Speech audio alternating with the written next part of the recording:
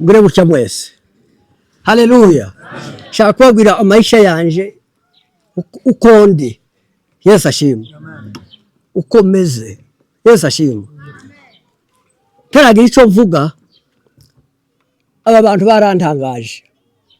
Uyu muhana warantangaje. Urumva jewe iminsi myinshi ikarisa ryaje ribi Kigali kwa Gitwaza. Yesu ashimwe. Hano kuvyikiriyo sinarimbazi cyane. Urumva igikiriyo mwayikoje Satani mwayikoje nk'isoni. Mwampumurije bano numvishe muri abantu basha. Yesu ashimwe. Mwanyuma maragahinda numva muri abantu batangaje. Iyo ngira ko no musengere nzobona amafaranga buri muntu naribye kumuha amafaranga ariko ntaco mfite. Nabonye abantu kwisi abano bantu bararenze.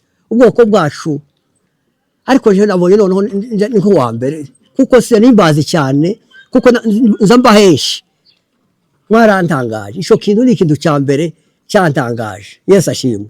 Isho kintu cyarantangaje cyane. Yesu ashimwe. Ni ukuvuga ngo nta kuvuga ngo Satani nta mwanya kuvuga ngo ndiwayihaye umwanya kuvuga ngo nyongorere mwanya mumba hafi ntaguha Satani umwanya kandi ibi ni ibintu byantangaje. Yesu ashimwe. Reka mvuge hejuru y'uyu mwana ukuntu byagenze. Muri iyi minsi umwana wiwanje yarashaswe paye mugemurira. No kuvuga ngo ubugingo bwanje bwose n'abantu nezezo umukwe wanje zitayeho cyane nta kindi nkeneye. Urumva njewe ndi umusaza ariko umukweje ndi umusaza uko mumbona ndi ubwo mukuru kandi nzi byinshi arizo ubugingo bwanje ndishimiye cyane. Ndishimiye cyane kugira ngo nezeze abantu. None kuwa kabiri ndaza nsanga umwana yarwaye ariko sida niteguye urupfu. Yesu ashimwe. Ntabwo niteguye urupfu kuko yopfa. Ndaje noneho nsanga ari hanze parataka. Ni umuntu utavuga amagambo menshi. Uwo mwana ukuntu yarakoze tavuga amagambo menshi. Ariko azaga mbwira ijambo rimwe nkumva rirankubise hasi. Yazaga nkosora kandi ari umwana. Akambwira ngo gutya na gutya.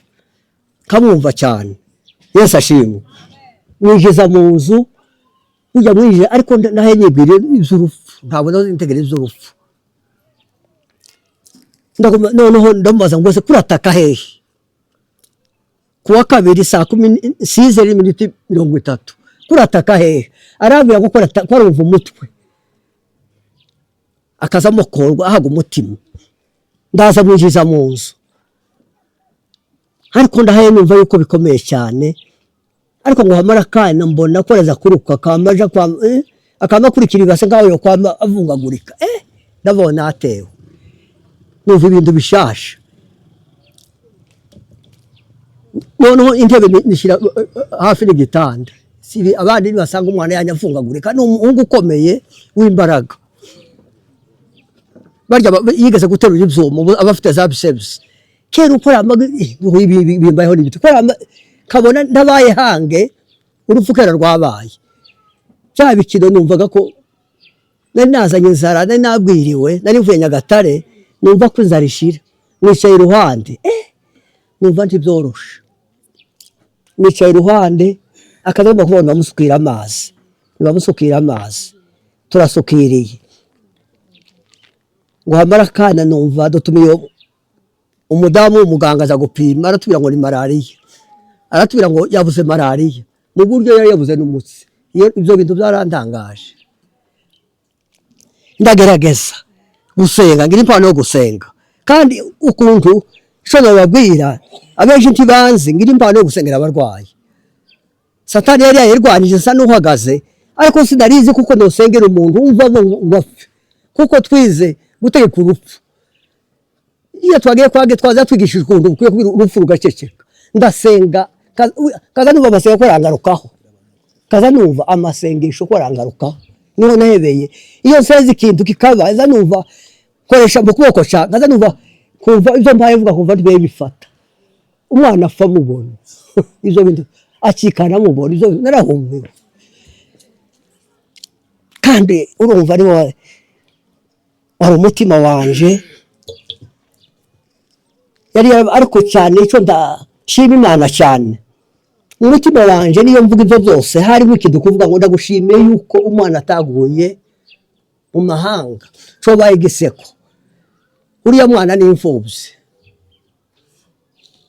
nasigiye abana batatu umugore wa mbere yansigiye bose bagenda bayoyoka asigara nyuma kavuga ngo yago mu mahanga niyo bayigiseko mu bandi kuko nareze nabi umuntu kuvuga ngo abana baragushiranye gutya kumvi abandi bakangura ija kureba umwana ndaguma ndasaba umunsi wa mbere avuka isho shaka kubabwira narabwise ngo ndayishimiye kabwira Imana ngo umenye yuko naraguteze umenye yuko nise umwana ngo ndayishimiye ntungoze isoni umwana araza hano turamwishimira nkunda kwambara utwenda cyane Kigali bazabaza kabamo ngo ngakunda imyenda nk'abagore nkunda kwambara cyane noneho tujya twose ndatumuheza icyo yifuje jana akantu kose yifuje kose arajana n'utundi ntamuhaye numva ndamwishimiye niyo turi kubaza numva merewe neza Imana ntiyankojeje isoni nukuba muyaga mu mahanga ni igiseko n'Imana noyivuyeho yari impemukiye kuba yapfuye gutya ntacyo noshinje Imana umutima wanje ari ngo ndamushimiye yuko umwana ataguye mu mahanga cyari igitutsi kuvuga ngo usigiye imfubyi guye mu mahanga cyari igitutsi kuri jewe cojanye no mu gihe namo nahise nuko shema kabisa ikintu abana kuvuga ngo bamagushirana izurupfu ntawo zirugarura umwana mufata neza icyo yifujije akakibona hakaba none ndavuga ngo iferi yanje gayo ndayishize ni wowe mujane nkunda imyenda cyane nkunda imyenda nigeze kugura imyenda umusirikare mpaze ku musirikare ngiri umufuko w'indani w'ijana umusirikare avuga ngo byarenze tagira kuyatanga ariko naho ndavuga ngo uyu mwana naho niwe mpaye mpeza numva nigihe turi kubakaza numva nk'iferi ariko icyandangaje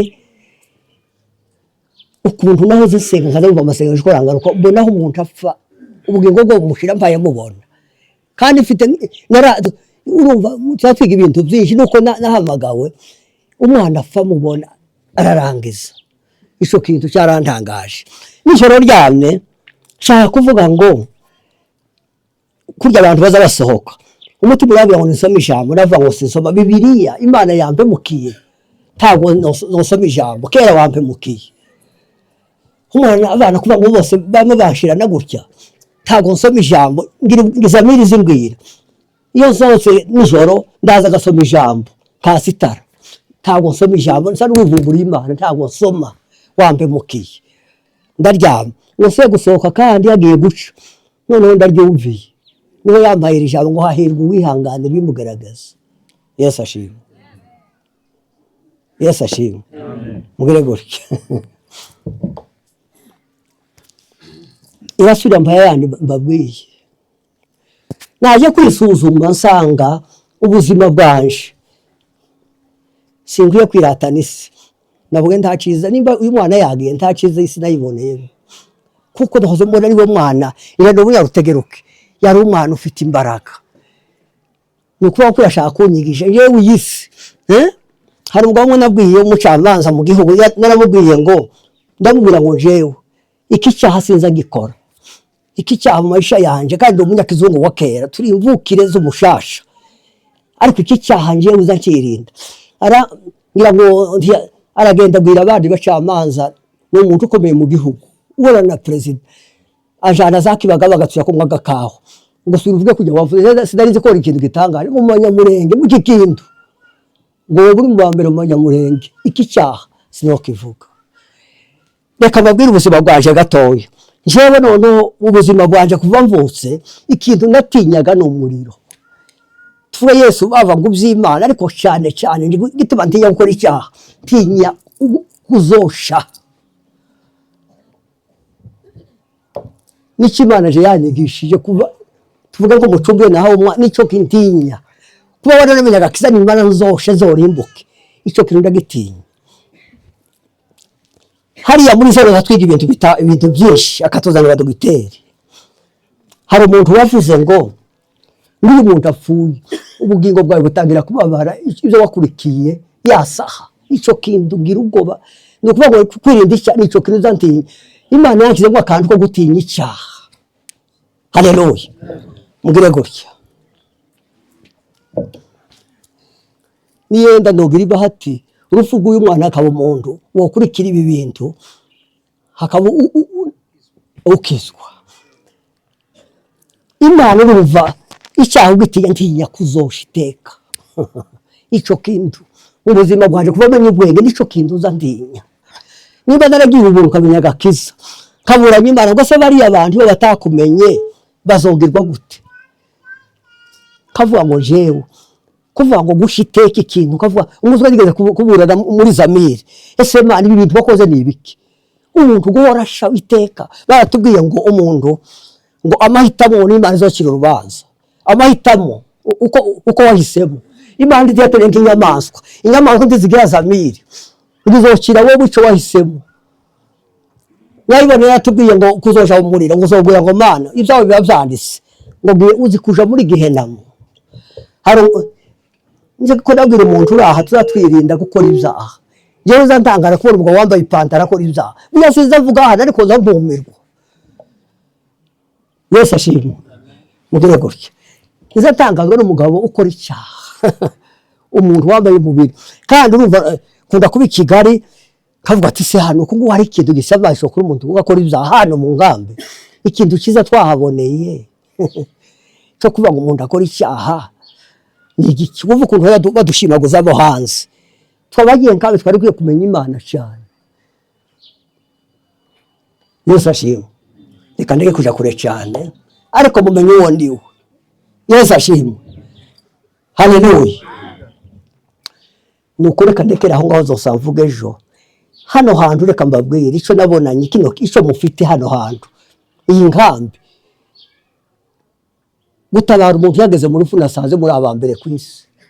Mwantangaje ari abagore ari abagabo. Bamwe baruhindura ubusa ruhinduka ubusa. Yesu ashimwe. Bangiriye neza. None Satani ntagoheza Satani umwanya. Satani aho yamuyongorere ariko iryo joro ndababwiye rya joro umunsi umwana twakiza no muri moro gatabona Imana yompemukira kuva mu Mana sinari mbizi kuko byoba gutyo. Ariko imbere ari ya jambo rwa mbere nari byo ngo sinsoma wampemukiye. Ubwa kabiri ambira ngo ndisome ngo hahirwa ikamba kuva ngo ikamba ni ikintu tuzambara kundi ubuhuzu uzubumesa ejo kakaba kavuvuye ariko ikamba ngo tuzambikwa nduzi kubera ikamba uzambikwa. Yesu ashimwe. Iza kunda ngo zambare yamakamba 5 nico zambaranira buri munsi mfasha umuntu mu bukene bwanje niyo bari 100 buri munsi iza kenera ngo zohabwe yamakamba. Ikamba ni ikintu uzambara iteka ryose. Haleluya. Reka ndeke kure cyane ejo nzovuga ariko ndabashimiye mwankoreye ibintu bitangaje. Murabo kubaho nibukubona muri nk'abazungu iyo twicaye muri Zion gitwaza atubwiriza none ugo mpaye mbabo ko ndabona no mwabaye nka Zion. Ndabonye abantu bahano kwita ku muntu siko abantu ko bankuze cyane nabakunze reka ndekeruko. Yesu ashimwe. Imana ibaheze umugisha. Ariko negereje nizeye kwazaza n'indi mubiri yavukanye ntabwo mfite wapfa ariko ntegereje nizeye kwazaza n'indi mubiri usa n'uwo yazukanye. Imana neza zaririmba zirana Imana kwamuka kwaruzi zaririmba zirana Imana neza zaririmba Imana kwamuka kwaruzi zaririmba zirana. Haleluya. Haleluya. Twese mu gushima Imana kubyo Imana yakoze tutari dutegereje tutari twateguye ariko uyu ni umuteguro w'Imana. Imana ishimwe rero kuko izihitamo ko igomba gukora akaba ari gukora. Uyu munsi ntabwo twari dutegereje ko ndayishimiye twahagarara aha ngaha ko turamusezera bwa nyuma. Ni ukuri byatuguye hejuru, byaratubabaje, tubura ukuntu twobivuga, tunanirwa kubyakira, ariko ndashima Imana kuko Imana izitegura abera bayo bakabasha guhumuriza imitima, ikabasha kumva ibintu byose uko Imana yabiteguye. Iyi ntabwo ari inzira y'umuntu umwe, ni inzira yacu twese. Hari umuvugabutumwa wavuze ngo turasa n'abari ku capa, imodoka yije hari igihe izi zifite umwanya umwe, hakaba izifite imyanya ibiri, umuntu akinjiramo igatambuka abandi bagasigara bategereje. Ndizera ndashidikanya ko twese dutegereje iyi nzira niyo tuzanyuramo. Imana ihimbazwe. Ndashima Imana yakoze iki kintu mu kuri guhari. Uyu mwana twaramureze ari mutoya, turamurera arakura neza, aba umwana mwiza w'igikundiro, akunda abandi, akunda ababyeyi, yagiraga ibyishimo byinshi, yageraga ahantu buri wese akumva yamubona, buri wese akumva yamushekerera, agaterura abana. Twarabanye igihe gitoya hari i Kigali, hari ahantu yari yarabonye akazi aba mu rugo. Yari umwana mwiza pe, uzi gukora, ntawe umubwirije, ufite umuhate wo gukora ikintu icyo ari cyo cyose utamubwirije akagikora. Mu kuri yaratunejeje, turishima, turavuga ngo tubonye umugabo uhagarara mu rugo agakora ikintu icyo ari cyo cyose tutagombye kumuhata. Ariko uyu munsi Imana yamukunze iramutwara, yagiye Kenya, aramaze iminsi, agarutse nanone araza aca mu rugo, yaharaye ijoro rimwe, aratubwira ngo hari ibyo aje gukora, ati nzagaruka nyuma mbasuhuze, abanyeshuri batashe. Turavuga tuti nta kibazo. Ariko ejo bundi mu kuri baraduhamagaye batubwira amakuru yiwe, twumva tubuze uko twabikora. Twaraye twicaye, uraca mu gitondo umuntu yaza abura hari n'umwenda wo kuvuga ngo nze nyambaye, naza nkubura, nkumva nta bindi bitekerezo mfite. Ariko ndashimira Imana kuko Imana izikomeza imitima y'abera, tukabasha guhagarara kuri uyu munsi tukavuga ku bana badusize. Ntabwo byari ngombwa ngo uyu munsi ndayishimira ari udusiga, ahubwo dufite abandi bakagombye gusa nk'aho bamusimbuye, akaba ariwe usigara kuko yari umujyambere twari dufite. Ariko Imana izikora ibyo ishaka mu gihe ishaka. Imana ihimbazwe. Ijambo ry'Imana riravuga mu bintu byiza duhora dushima. Icyo Imana yashimye twe tugomba kukigaya. Hambashimiye abahano, muri abantu beza, mu kuri mwaraduhumurije, mwarataramye, mwagiye mu bikoni, mwaraturajije neza, mwaratuganirije. Mu kuri Imana yo mu ijuru itazikiranirwa izabahembe. Twebwe ntacyo dufite twabaha, ariko Data wabikoze azabahemba. Mu kuri nitutagwa isari tuzasarura. Rero ijambo rya nyuma nkaba mvuze ngo mukomere, mwihangane, twese twamubuze. Imana yo mu ijuru yamuhaye iruhuko ridashira, kuko ntabwo dushidikanya iwe yamaze kugenda. Natwe rero tugomba gukomera no kwihangana, tugahatana kugira ngo wa munsi natwe tuzamusangeyo. Imana yahabwe icubahiro. Murakoze mwese. Nk'uko ababyeyi bamaze kubivuga, mwatweretse urukundo nanjye ntatekerezaga, mwatubaye hafi. Ndashimira abaturanyi bose bahano Nyabiheke. Ni ukuri nanjye narabitekereje nk'uko papa yabivuze, mwatubaye hafi cyane cyane. Njyewe ntabwo nashobora kubivuga, ariko narebye urukundo abamama barahagurutse, abapapa, urubyiruko. Ni ukuri mwatubaye hafi cyane. Nabonye urukundo muri Kigali umuntu hari igihe apfusha. Nabonye urukundo ntaza mbona muri Kigali. Ndavuga ati mbonye ahantu abantu bagifite urukundo rw'abantu. Nari maze iminsi naje ndi i Kigali, ariko ibiryo byinshi bihaba uzasanga abantu ari bake gutya. Ariko ndashima Imana kuba mwaratubaye hafi, nabitekerejeho cyane. Ndabashimiye cyane. Imana yo mu ijuru aho umugisha. Ikindi ku buzima bwa Ndayishimiye, nk'uko babivuze, Ndayishimiye ari umugwaneza. Igihe duherukana wagira ngo nari ndimo musezerana, nari ndi kumwitegereza cyane, nkamureba kugeza ubwo yari arimo ambwira akambwira ati se kuri murandeba cyane niki,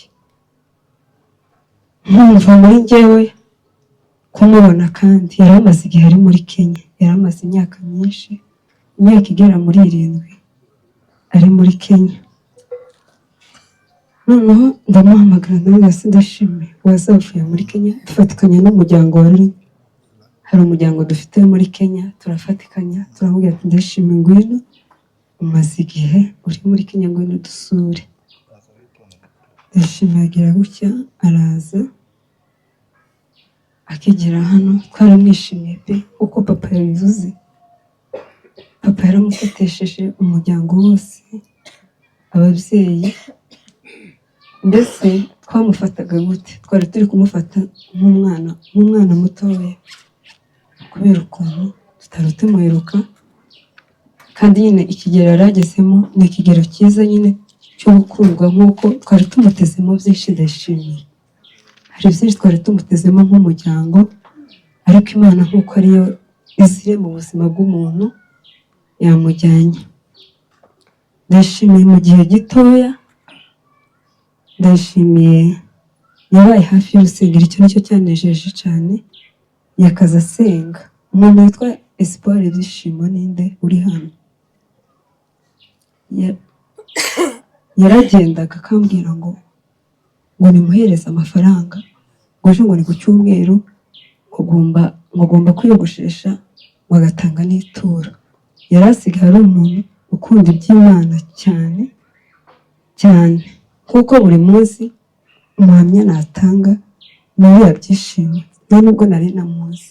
Yarambwira ngo agiye ku mu agent witwa Byishimo, ariko wa gatandatu akambwira ngo ngiye mwohereza amafaranga. Yarambwira se ufite amafaranga angahe tuyagabane, nkareba amafaranga mfite tukayagabana. Akambwira ngo arajya kwiyogoshesha, narangiza hari igihe anambwiraga yasengeraga muri Deliverance cyane, niwe yakundaga gusengera. Akambwira ngo bafite abashitsi. None umunsi madamu se Ndashimye kujya unyaka amafaranga y'ituro, ese utanga ituro koko cyangwa ujya umbesha? Ndashimye arambwira ati ituro ndaritanga, ati nta nubwo ngiye ntanga n'igiceri, ati ntanga ituro. Nka wese Ndashimye wawe unyaka amafaranga noneho y'abashitsi, nkumva muri njyewe Ndashimye yarahindutse, mva yarahindutse, atari wa wundi narinzi. Mu gihe gitoya gusa Mama Mudogo bari hano, kuva avuye ku Kibuye Mama Mudogo, Ndashimye yageze hano, imyitwarire we yose irahinduka.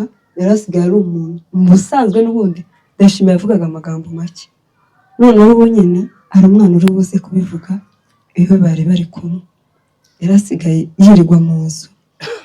Noneho umunsi umwe yarambwiye ati se ko asigaye yirirwa mu nzu cyane, noneho hano ati hamaze kundambira, hari ahantu twari twaranamuboneye n'akazi yari buzagende, ariko yarasigaye ari umuntu mu bitekerezo wahindutse, ari umuntu mbese yari afite iterambere muri we.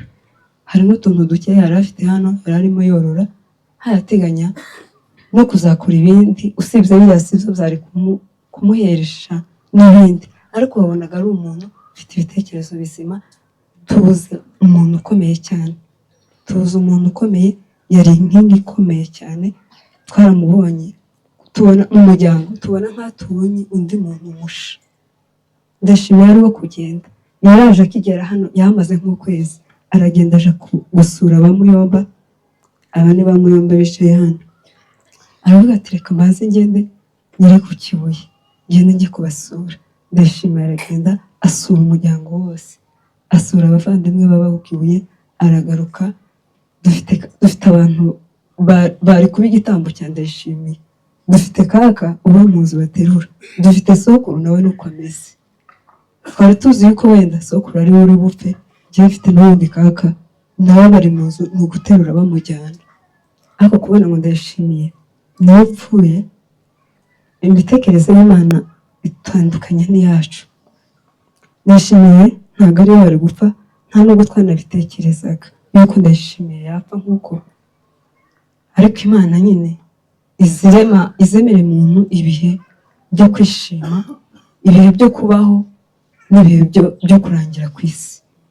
Ndashimira ubutwari Ndashimiye yagize, yaraje asura umuryango, yari arimo agwaza kaka ahantu yari ari, mamudoge barabyumva kugeza n'ubwo kaka bamukuye ahantu ku Kibuye baramuzana. Kaka aravuga ati ndashimira atari mu njyana, aza amwiyegamije aramujyana amugeza i Kigali. Ndashimira umuntu ugira urukundo cyane. Icyanejeje cyane muri byose ni uko ndayishimiye mu minsi mike cyane yegereye urusengero cyane, aba akunda ibyo gusenga nk'uko nicyo kintu mu mutima wanjye, kandi ndashimira naramusengeraga cyane no kugira ngo ave muri Kenya. Ni njyewe wabigizemo umwete ahubwo ndashimira babarira uve muri Kenya, nk'uko ubuzima n'ubundi muri Kenya bwarakunaniye, garuka hano tuzakora uko dushoboye kose, tuzazubura ayo mafaranga makeya tuzayabona. Rero ndashima Imana nk'uko ndashimiye agiye tukamuherekeza nk'umuryango twese abari hano Nyabiheke. Umuryango wanje ndabashimiye cyane, abantu bose bagize uruhare rwo kurera ndashimiye. Aba mamudogo hari n'abandi bavandimwe bari muri Kenya abakuba muri yombi, aba mamudogo bari hano bagize uruhare cyane rwo kuturera. Ndabashimiye cyane kuba yarageze hariya yarageze, nuko mwatubaye hafi. Iyo mutaza kutuba hafi wenda ntabwo twari kugera aho tugeze. Papa nubwo yavuze ngo ufite umuryango munini, kandi ndamukomeje cyane. Ibigerageza ntabwo biza biba ku biti n'amabuye, ibigerageza biba ku bantu. Twihangane cyane kandi dukomere, turahari, tuzafatikanya muri byose kuba ukiriho byonyine. Njyewe ndimo nkubona uri umumaro munini muri njye. Ndashimiye namurebaga nkamubonagamo ibintu byose muri njyewe. Iyo namurebaga numvaga nkomeye cyane, nkavuga ati turi kumwe ndayishimiye.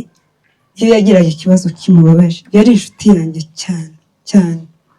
Iyo yagiraga ikibazo yarampamagara ati fasha, nagize kino kibazo n'iki. Nanjye numva umuntu w'umuvandimwe wanjye, mbese uri hafi y'umutima wanjye cyane. Nkavuga ati ndashimye ni ukuntu kuri mbese ndashimye ari umuntu ukunda abantu bose, ku buryo abo namubwiraga ngo uriya muntu ni mubi ntabwo ari mwiza. Arambwira ati ceceka. Yakundaga abantu bose, akambwira ati ceceka, ati abantu jya ugira umutima ukunda abantu. Ndashimiye yarangagwa n'ibyishimo muri we, agakunda abantu bose. Rero urupfu rwa ndashimiye rwaradutunguye. Hari n'igihe ngiye ntekereza aho se ndashimiye kuko yapfuye, nkumva muri njyewe birantunguye cyane. Hose niki cyamwishe? Yahuye n'urupfu rutunguranye ku buryo umuntu atarusobanurira abandi. Ariko muri byose ni ugukomera, nk'uko twese ariyo nzira. Imana yari yarabonye yuko ndashima azasoza kino gihe. Rero Imana yo mu ijuru ikomeze umuriro ridashira. Mbere y'uko hari icyo mvuga, ndashimira abaturanyi ba hano muri karite ya mbere. Ndashimira akimara kwitahira baraje baraduhumuriza. Ni ukuri njye narakomeye, baraje baraduhumuriza ijoro ryose. Imana ibampera umugisha. N'abandi bose bo muri iyi nkambi bagize icyo bakora. Ni ukuri ejo narabibonye kuva yapfa. Nyine batwitayeho, nkajya mbareba nkabona imyotsi barimo. Ndavuga ati Imana ubahereze umugisha, Imana ibahe umugisha.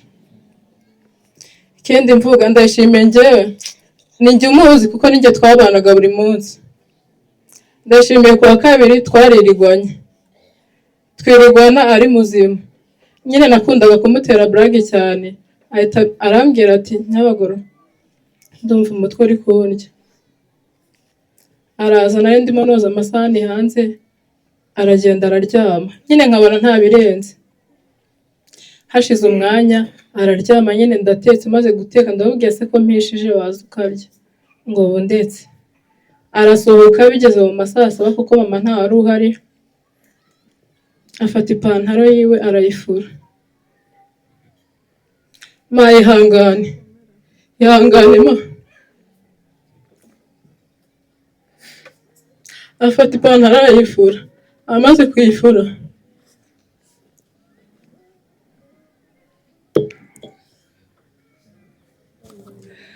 amaze kuyifura ngenda hano hirya njye ntindayo nyine kuko mama nawe nta wari uhari.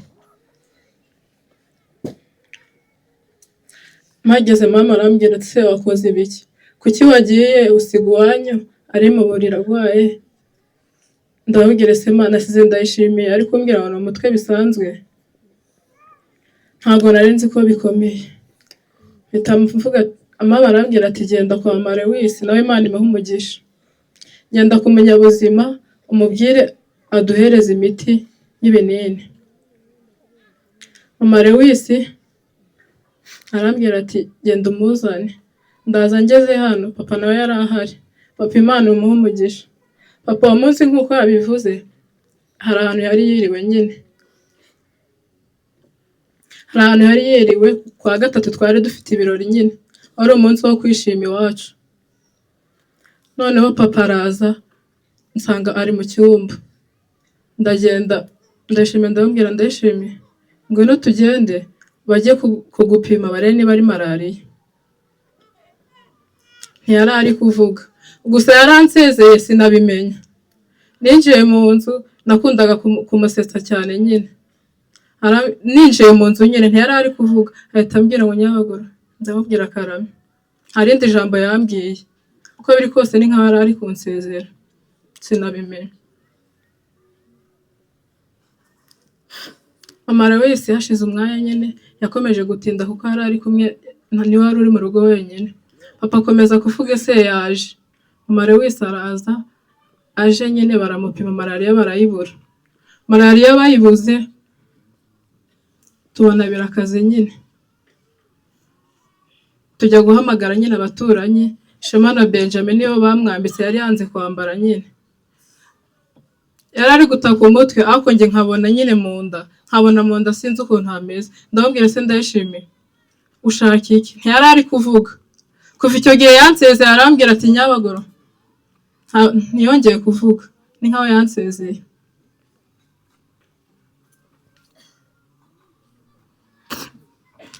Nuko bamujyana ku bitaro hari hirya nyine, bamujyanyeyo bigoye. Aragenda agezeyo abaganga baravuga ati arajya Ngarama. Nta gifoma yari afite. Ndangije naraje ngeze mu nzu ndavuga ati Imana ndayishimiye, umurebe nubwo Imana nyine yamukunze kuturusha ariko narasenze. Gusa nageze igihe papa yabivuze ngo yatekereje gusoma Bibiliya biranga, nanjye narasenze. Noneho nyuma baza kumbwira ko yarangije, ntekereje ndavuga se Imana kuki nagusenze, kuki utanyumvise? Ariko nza kugaruka ndavuga ati byose aba ari umugambi w'Imana. Ndayishimiye baragenda bageze Ngarama nyine baza kutubwira ko byarangiye. Gusa ngiye n'ubu nyine sindi kubyemera kuko kwa kabiri ninjye twirirwanye mu rugo, twaririrwanaga cyane. Ndayishimiye yakundaga abantu bose.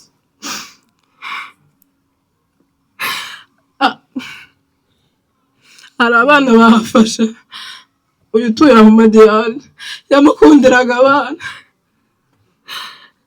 N'icyo gihe apfa yaragukinisha akana ke ngo ni Bright nakuzukuru ka mama Eric hariya turi kumwe nkaho ngaho. Ndashimiye yakundaga abana, ndashimiye yagiraga urukundo.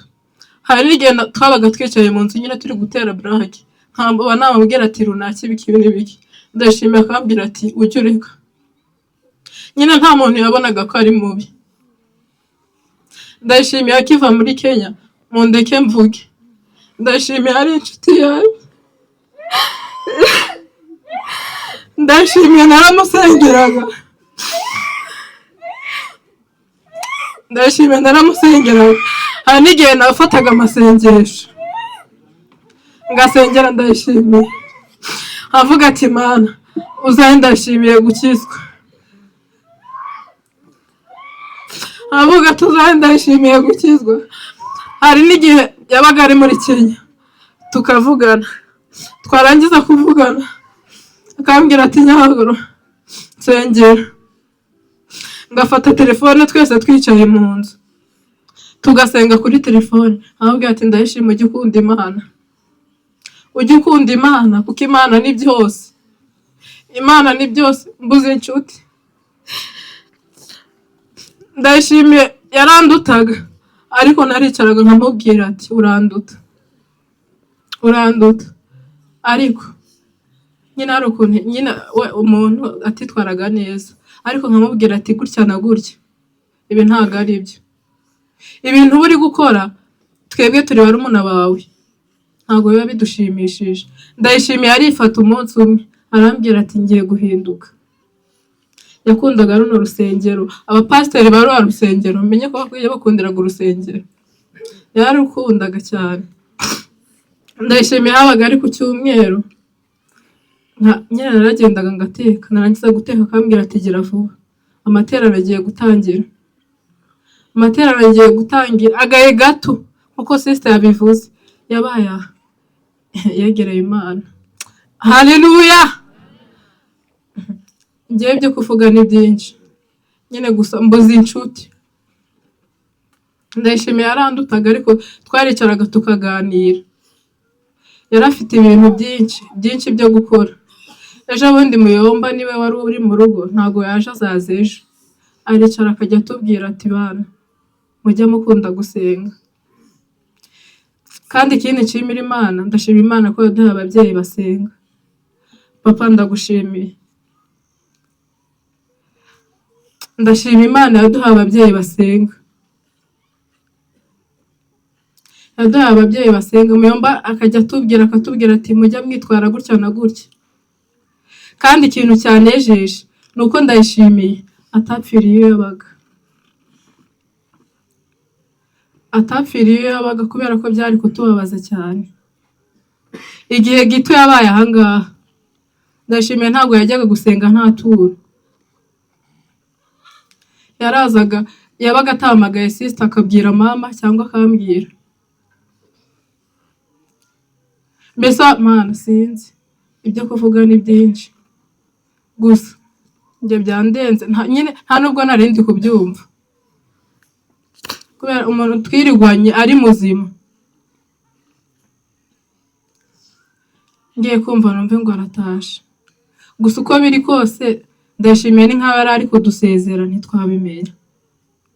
Ndayishimiye yarazaga avuye kuryama yararanaga na ntaki, yaba yatinze gutaha nabura telefone yiwe nkabwira ntaki nkamubwira ati ntaki Ndayishimiye ari hehe mundeke mvuge ngiye kurangiza. Ndayishimiye ari inshuti yanjye cyane, nkabwira ntaki ati Ndayishimiye ari hehe. Navuga byinshi icyo mwifuriza Imana imuhe iruhuko ridashira.